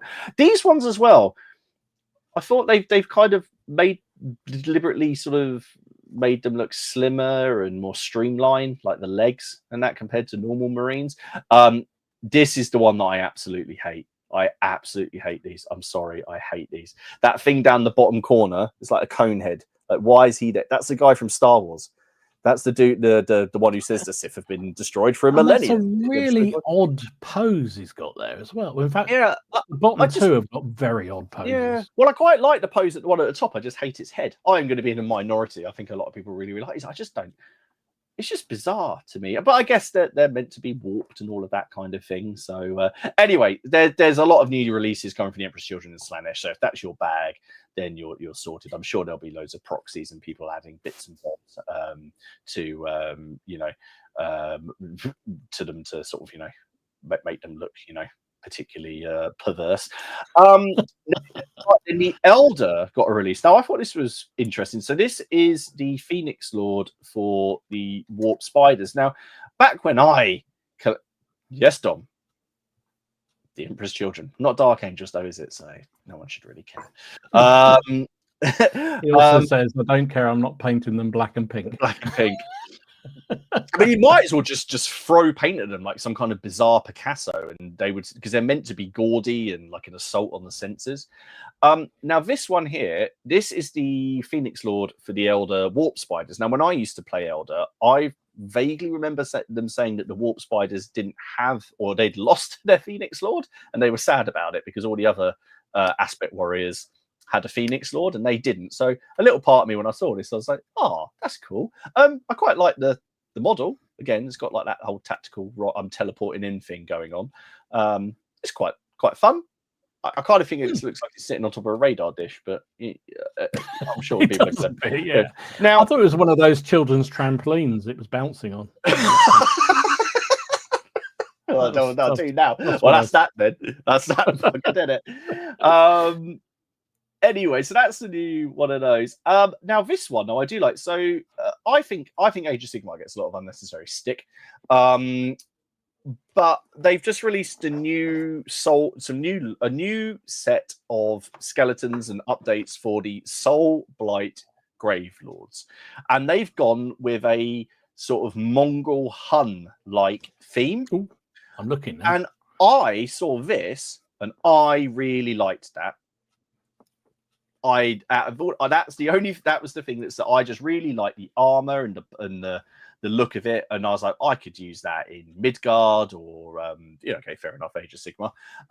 And he's not got a tactical rock; he's got a tactical coffin or tomb that he's done. I thought that was really cool, and I like the silhouette of it. The armor and everything. I thought that was quite a nice one. There's a whole. I didn't save photos of all of them, but there's loads of them. There's like foot soldiers. There's some big vampire and Nosferatu thing on a zombie dragon and all of that kind of stuff. So, but I looked at that and I was like, oh, I could see me getting that and using it. Probably not for what it's intended.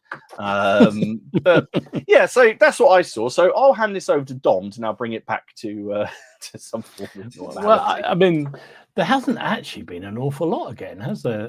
But I did see a couple of things. Where is it? Well, I mean, talking about bringing it back to the real stuff, but I mean, what the hell is this? This is Antediluvian's new. I don't know. Words just fail me. I mean, apart from the fact that I feel like that's something. Do you know what? I didn't even write it down. It's so weird.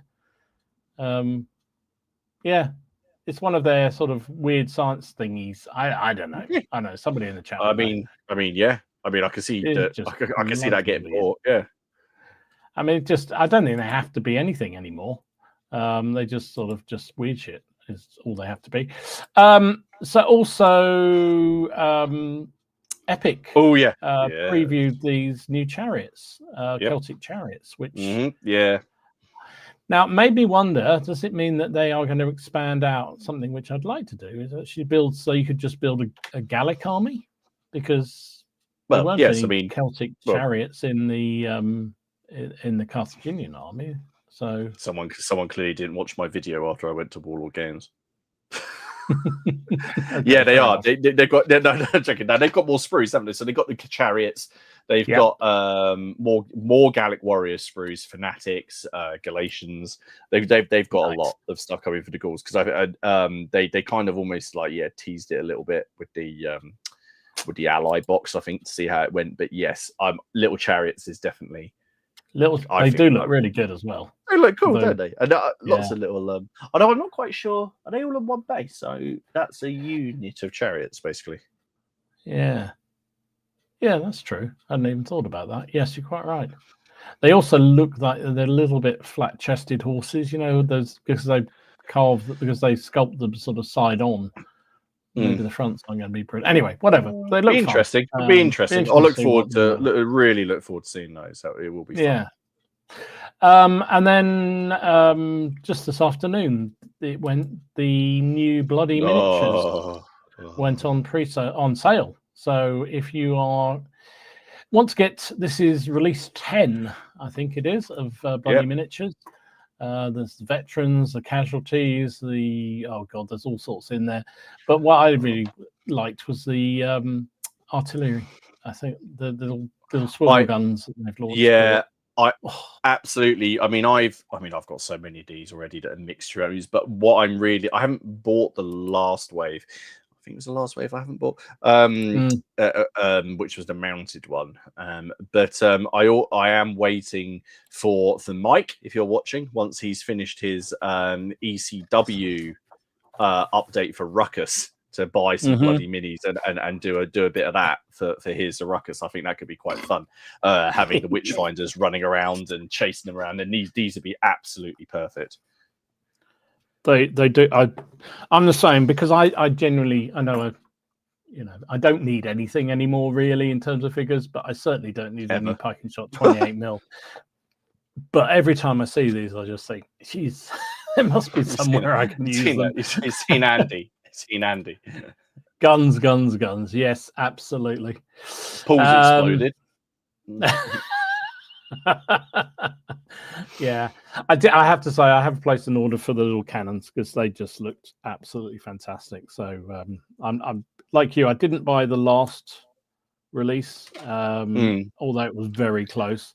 I didn't buy the cavalry, even though they looked amazing. But I genuinely do not need any more in 28mm, so I haven't bothered.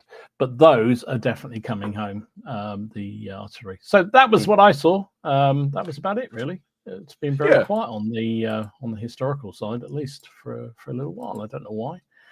Anyway, one thing we probably should just add in is a couple of things actually. Before we do that thing is I just want to wish Lee from Battle Bunker well, because I know he's just had his an operation, so just wanted to wish him well. I'm sure everyone here shares that, and we hope you feel better soon. So do take care of yourself. Take care of yourself, dude, and get back to rolling your dice and doing your videos soon. So CrackCon 6. Yes. Yes. So the committee has come together and decided on a date for CrackCon 6. Yes, so we have. Before we tell you said date, just to let you know, we will in due course put up a post on the Facebook page that if you wish to suggest a game or get involved in a game, how to go about that. But not just yet. This is just so that people can plan their calendars and their work schedules and everything else if they are thinking about coming to CrackCon 6 in Derby. This is to save the date. This is save the date. This is to save the day and just but we'll, as Dom says, we'll do what we did last year. People can essentially get in touch with us and say, I would like to do this. And if there's lots of people putting on that kind of game, we could say, why don't you put on a big game, or we've got too many World War II games, or whatever. So yes. Go on then, Dom. So it is Saturday the 18th of October at Boards and Swords. There we go. Derby. So that is the date. Put it in your calendars, put it in your diaries. And as Martin just said, when in due course, we will let you know how to decide if you want to play a game or you want to put on a game, more likely. And probably what we'll do, as we did last time, is that they'll be sort of pre-booking for those that are putting on games to make sure that we get a good spread and hopefully it's fun for everybody else. And we'll have to decide what we're going to do, Martin. I know what I'm doing. It's just I'm desperately painting up buildings. So there you go. So there you go. Not that long if you're planning a game. True. Good. Right. So we are. Blimey, I don't know what's happened tonight. It's gone by in a blur. So let's get back to some of the comments around historical gaming before we look at some viewers' picks. So I'm remiss on this one. So Simon, thank you very much for that. You didn't need to do that at all. He says, Dom, do you know how many models you have in your boot room? No. I genuinely do not know. I was going to do an audit of all my figures, more for sort of insurance-y type things when I had this building built. And it was just too much faff. So I sort of did a mini one of my Napoleonics, and then it's sort of doubled in size since then. So no, I mean, it must be hundreds of thousands of figures. I mean, literally hundreds of thousands. I genuinely don't know. Sorry. One day I'll work it out. But yeah, as I've established, when I do pop my clogs, I'm going to be there's going to be a Viking burial going on. I'm going to be laid out on that table behind me, and all my figures and plastic will go up around me, and that'll be the end of it. So nobody needs to worry. So that's that. He may not still be on. I hope he is. But 28 mil. Have you ever tried doing non-metallic metal on mass infantry models? No. No, not me. I haven't even tried doing non-metallic metal on a single model. I may have thought about it once, and then I kind of wimped out of it. No, I'm the same. I don't think I've even got any non-metallic metal. So there you go. What else we got here? Oh, sugar! I've just clicked the wrong one. Sorry, I just hit the wrong button. There we go. 999999999 Payton says, a few years ago at our club, we did the big Waterloo game with 13 players and about 3,000 figures.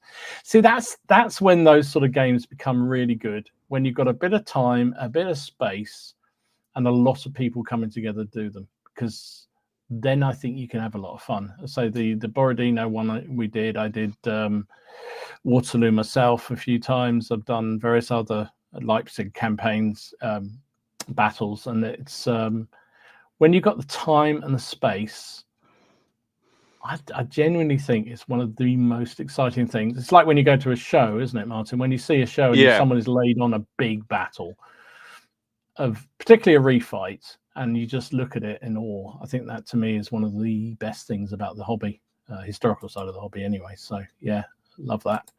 And it's one of my big regrets. I didn't go and do that big Waterloo refight that they had up in, was it in Scotland or something, some years ago now, which I would have liked to have done, but I didn't find out about it until too late. Lionheart said, I really like playing historical refights. Unfortunately, due to time and space, I rarely get the opportunity to play them. But when I do, enjoy them, even on the disadvantaged side. Yeah, fair enough. I do too. Just how disadvantaged is my problem. But it's me, I know. We've established tonight it is definitely me. Alex says, I usually play a scenario within a historical context at the very least. Oh, I'm definitely with you on that. You need to have a historical context. A scenario where, I think that's my point, is almost like if you're too wedded to a refight, it can be really dull. sometimes. There's very few battles, I think, that are interesting enough or give something to both sides to do a straight refight, but to adapt it, like Martin was saying earlier, scenarios and, you know, doing what ifs and amending things to make it a bit more exciting. I think that's real to the. And I love reading scenario books. I think they just, even if I don't play the games, I just love reading them. They just got so many in my library. Yeah.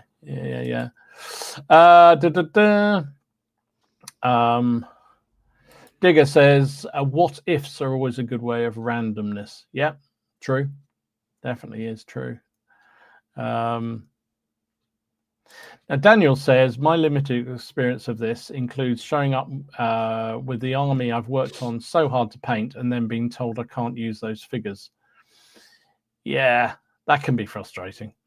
They're the wrong period figures, or they got the wrong buttons on, or something like that. Yeah, I can see that.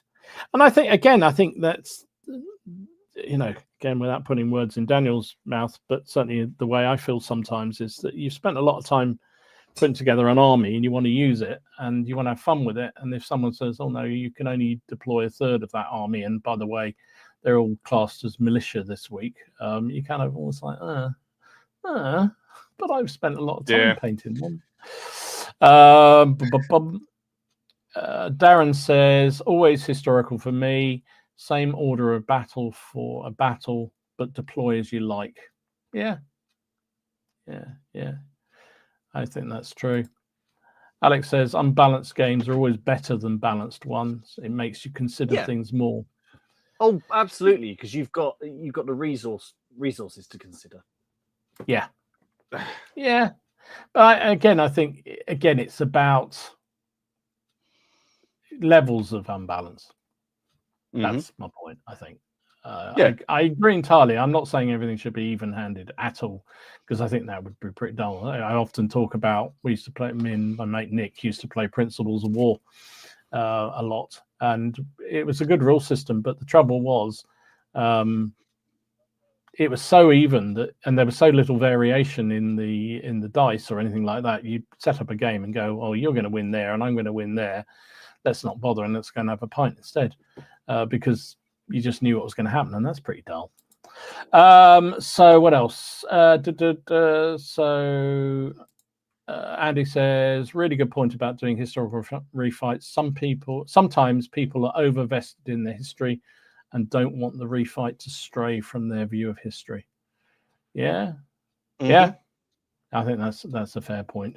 That's a very fair point. And I think the last one.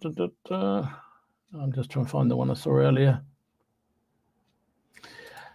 Paul says, to be honest, you can't play a proper historical refight if you throw dice or utilize any other chance factor, because it won't follow the events of the day. Yeah, I mean, a refight is no longer a refight when you start playing it, is it really? It just starts out as one. So you're absolutely right. Right, we are heading towards the latter stages, or very much into the latter stage. So let's have a look at some viewers' picks, shall we? Finish up on. So reminder, we just try and show a few pictures from the Facebook page. If you want to join Facebook, the link's down below. You just have to answer 3 very simple questions, which is there to stop spammers and 3D printers, people and sculptors and all that kind of malarkey getting in. Nothing more than that. Doesn't stop them all. It doesn't stop them all, but mostly it does.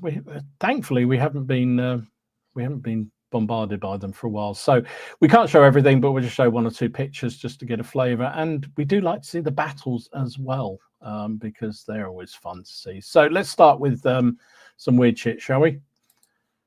Paul, is witches? Oh God, yes, they're fantastic. They are very, very, very awesome. And I think his name was Sholto. This was his first time posting on the Facebook page. This is 3 brigades of British infantry from the Napoleonic period. It's a shame Steve isn't here, because he would have gone twitching at this point. That is phenomenal. Yeah, absolutely amazing. Awesome. Lovely. Love that. Andrew has been working on his Pulp Fiction stuff. I mean, yeah, weird, but love it. Absolutely brilliant. Dan has been getting the dwarves out. Hey, I love that banner. That's brilliant. That is so Love cool. That is hand painted, isn't it? That's looks like it. Design. Yeah, I think it is. Very cool. Really, really good. Very nice. Jonas has got the bugs out. Ooh. That looks like something from what's it, Robot Wars or whatever. Robot Wars. Yeah, it looks like something from that, doesn't it? James, he's finally finished his Romans for Midgard, he said. Look at that. That is brilliant. Oh, yes, I saw that one. Oh, no. So apparently it was a water slide transfer. You could have got away was with it? that. Oh, rubbish. Yeah. No, really good. Also, Joseph, we were talking about Blood and Plunder earlier. So Joseph was showing off his Blackbeard. Look at that. Oh, that's ace. I do like that game. That's very cool indeed. I think he'd done 2 or 3. I'd done a couple of pirate captains, but I like that one particularly. Massimo. Yes, I saw those. He decided to put his Gallic archers in ghillie suits, so they can spring out on the unwary. Why Romans. not? Why the hell not? Love that. So this was a game that Stephen was showing. This was a Chain of Command Stalingrad battle that his club were putting on the other week. Nice. That's really good indeed. Nice bit of terrain. I can see man after your own heart there, Martin. Lots of bits of gravel and stuff being thrown on absolutely. the table. Just chuck it on. I get it so many things now about how do we like set up the tables and that. No, I was just like, genuinely, we set it up and then we just throw loads of stuff. Just throw loads of things over it. It's true, he does. Tim has been working on all these Vikings. There's quite a lot of Vikings there. Jeez. Yep. Cracking. You do not want a bit of wind with that banner, because that would he'd be blown off his feet pretty quick, wouldn't he? Blimey, that's an enormous banner. I heard Vikings produce a lot of wind. They do indeed. They do indeed. It's their diet, you know. Steve was having his first game of Midgard. Excellent. So that is his Gallics against the Romans. Are you going to give that another go? You know, I am. I'm definitely going to give it another go. I feel like I didn't really. Well, we gave it 2 games, and the first one we enjoyed, and the second one didn't. So I am going to have another go at it because I want to make sure. You gave SBQR 3 games, so yeah, exactly, and it's not in the same league of badness as that. That is for absolute sure. It's a good. I've got our first game hopefully in the next couple of weeks, so I'm looking forward to that. So I'm going slightly. How many points did you play your first game in Midgard with? Can you remember? Was it 300? I think. See, we're going to play our first one with 200. And just see if we can, get used to the system, get used to everything, and not have so much to worry about on the battlefield. We always tend to do that. So, because I've done a couple of times where I've started a new system, and have you done this, and you've just gone big, or not gone big, but and it's a bit like, oh god, there's too many moving parts, and I'm not even sure how the this thing works. About the one of the things I will say about them, the rules, is that actually, even going big, I don't think will be that much of an issue because there aren't that many troop types, and the rules are actually fairly simple to work through. So I'm looking forward but to that it. said, I think being manageable is always a good idea when you learn the rules. That's for sure. Absolutely, for sure. I am looking forward to it. Definitely. I'd be interested to see what you think. And we're definitely going to have another go at it, but just not yet. And so the last picture, which I have to show because I just thought this was absolutely awesome. This is Stephen's Cumberland Hussars. Oh man, are these? They are beautiful. Are these the ones that buggered off from the battle and rode all the way back? And absolute rubbish in Waterloo at all. But they have such an amazing uniform to paint. I looked at them and was like, so my whole plan was to paint these after I painted those other hussars, and my experience of painting the other hussars put me off painting these. Actually, hang on a minute, how many has he got in there? 2, 4, 6, 8. He's got 16 in there. Yeah, 16. It's Yeah, 4 absolutely more, and insane. I'd find a way now just to do about 9. Lovely. But these are the Beautiful ones that thing. said these are the ones that rolled all the way back to Antwerp or something and said They that they'd are lost the indeed. battle. They came back and said that the Allies had lost, even though they didn't actually do anything themselves. So there you go. So that's what I saw on the Facebook page. So thank you for everybody who posts up there. We love seeing everything that goes on. It's really, really good. We are time, gentlemen, please. We are. So thank you once again for everybody watching, and thanks those who are watching on the catch up. Reminder once again that we are sponsored. Oh, where's the screen gone? We are sponsored by our friends at Boards and Swords, so don't forget to go and buy your goodies from there. We're using the PCB5 code for initial 5% off. And we will see you all next week. We are with Steve. Which is almost well, if not, we'll take it and do it. We'll manage it. Is Steve, game length enjoyable versus boring, which I feel is like the natural successor to what we're discussing today. Get your thoughts in now. I feel like this one is going to, because we're going to be very. I'm putting a prediction, which is he likes short games, and we want not necessarily big epically long games, but I want a decent amount of time out of my war game. So it'll be interesting. So he'll set that stream up, head over there, and have a think about what you think for that one. Indeed. Thank you very much indeed once again. Have a wonderful week, everybody, and we will see you. And come to Ely on Saturday and play. Come to Ely on Saturday and see Robin. Yeah, see Robin. Come see Robin. There you go. Come see Robin. And roll his dice for him. There you go. Perfect. All right. Awesome. Have a great week, everybody. We'll see you later. next week. Bye. Bye.